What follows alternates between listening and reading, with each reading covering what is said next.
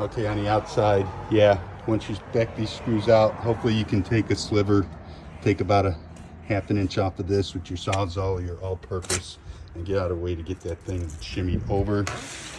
So this weather stripping, like I said, it only has to go maybe a ½ inch total.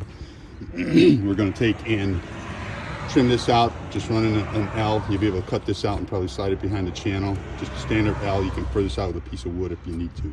Okay, on all 4 sides. Take this off till we get a new storm door. If we get a new storm door.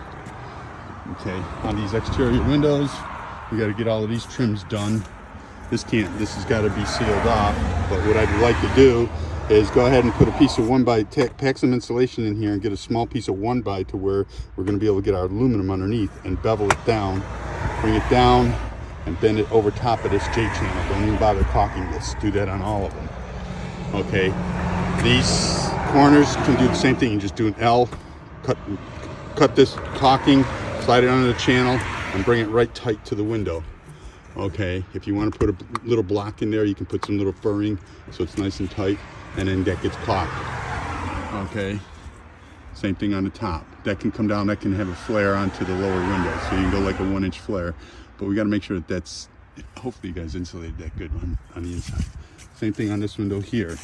Pack in insulation, put yourself a little bit of a block that's going to just bring you up just below this window, and then you're going to pitch your aluminum down, out, if you want to come out 3/4 of an inch and cover this J channel so all the water is being shed onto the siding. Okay, same thing here on the inside.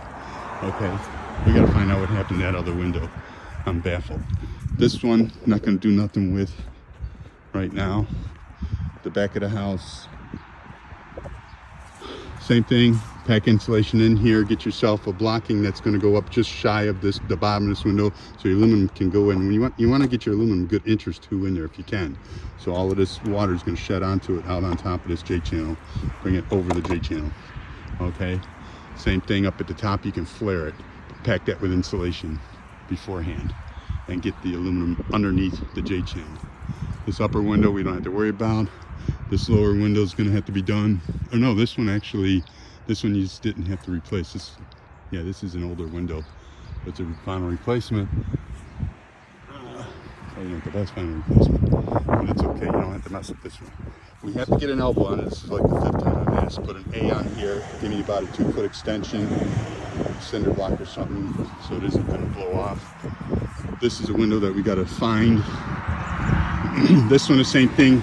Fur this up with a piece of lath or whatever, so it's pitched out, and get it up underneath, under this, right up underneath this ledge here, and then bring it out on top of the J channel.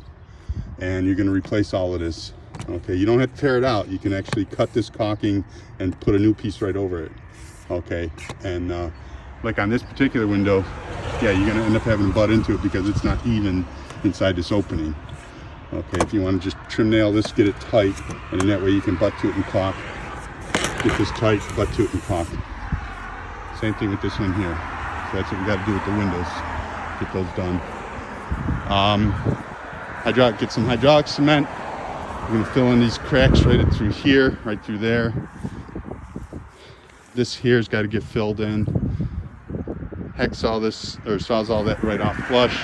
We got to get something either wedged or whatever underneath that to where your Beckman screws out and lower it where it's tight to the concrete, so it's not waggling. The wind's just going to snap that off. Okay, and then I think I've had already the plunger on the door that's got to be done.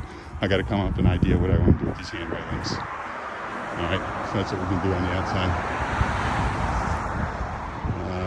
Yeah, that's it. You can use this cinder block on that back. Keep that old one up against the corner and use this one. Just bring yourself an extension out for this guy here if you want.